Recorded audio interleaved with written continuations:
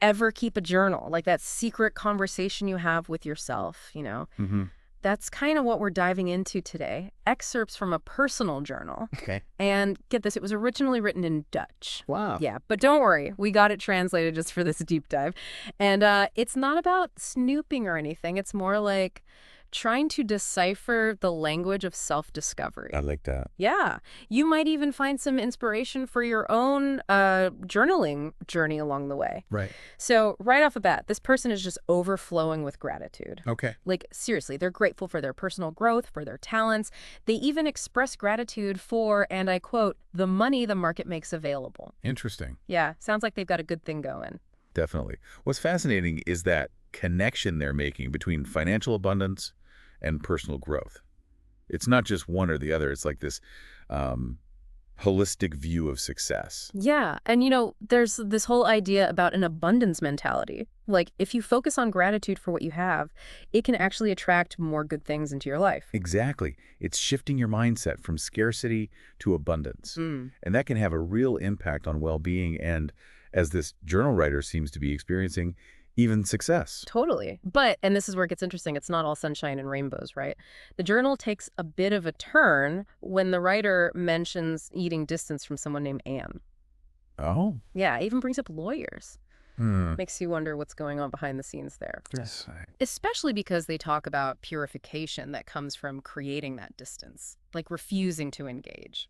It reminds us that even when someone's expressing immense gratitude, life is rarely ever picture perfect. They're still grappling with relationships and, well, potentially difficult situations. Exactly. It sounds a lot like setting boundaries, though, you know, like prioritizing their own well-being. Which can be tough, but sometimes it's necessary to protect your own peace. 100%.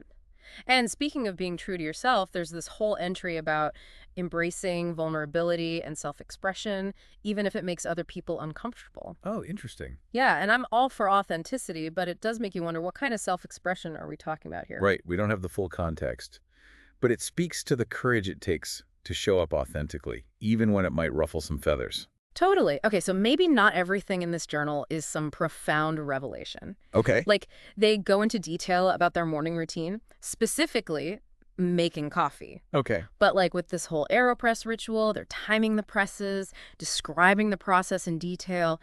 It's oddly relatable, even kind of comforting in a way. It's interesting how they find joy in those everyday moments. I mean, we often rush through our routines, right? Totally. But this person seems to be practicing a form of mindfulness, Yeah. savoring that simple act of making coffee. It's not just coffee, though. This person is big into affirmations, No. like writing them down, really trying to manifest what they want. And I'll admit, I'm usually a seeing is believing kind of person, you know? Yeah. But there's a part of me that's like, wow, their conviction is kind of contagious. It is interesting how they talk about aligning with the universe, financial abundance, love, personal growth, putting it all out there. And maybe that's part of what gives them that energy, because they mention needing to take distance, clear their head. Even a travel agenda pops up.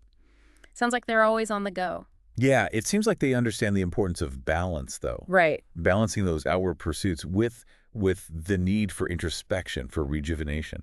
Which could explain why they find so much solace in music. They really go into detail about DJing, practicing techniques, how it allows them to just get lost in the flow. That flow state is fascinating. Right. It's that feeling of complete absorption, right? Yeah. Where time just disappears and you're totally immersed in the present moment. It's something a lot of artists, athletes, even just people in their everyday lives really strive for. And for this person, it seems deeply connected to their love of music, especially trance and progressive. There's even this line, hold on, let me find it. Okay, yeah. They say they want to move on the sacred rhythm of the universe and the markets, just like the deep beats of trance and progressive. Wow.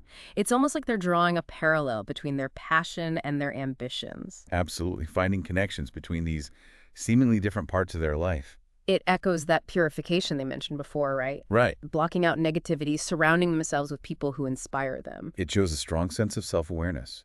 Like they're curating their social environment, not just letting anyone into that inner circle. Creating a soundtrack for their life. Choosing the music, the people, the experiences that fit with their goals. Precisely.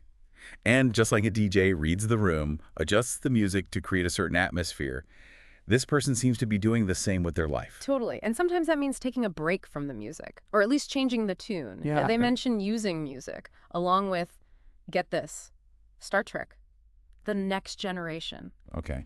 and even Boston Legal as ways to de-stress, lift their spirits. Who knew Captain Picard and Denny Crane could be so therapeutic? It's a good reminder that self-care is deeply personal. What works for one person might not work for another. It's about finding what helps you unwind, recharge. 100%.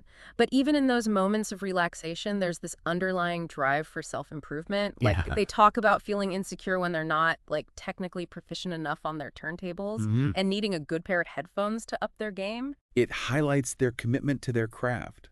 They're not content with mediocrity, striving for excellence, even in their hobbies. And they're willing to invest in themselves to get there, which I think is really cool.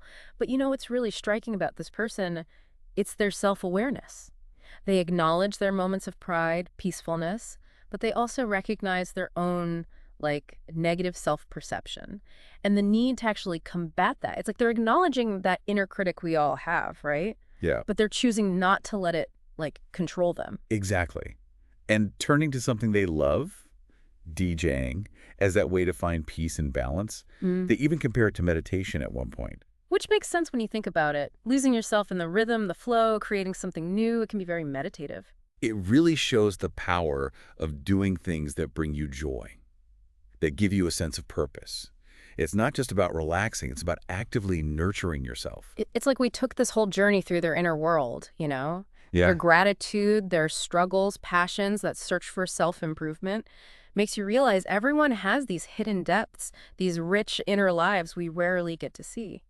And it makes you wonder, what would your journal entries say? Right. What stories are you telling yourself? What dreams are you chasing? What challenges are you facing? And maybe, just maybe, listening to someone else's story helps us understand our own a little bit better. It might even inspire you to start writing your own. You never know what you might find when you dive in. Yeah. That's so true. And on that note, we're going to have to wrap up this deep dive. Big thanks to our expert for being an expert, and to you, our listeners, for joining us as always. We'll catch you next time when we take another deep dive into, who knows what fascinating world awaits. Until then, keep exploring.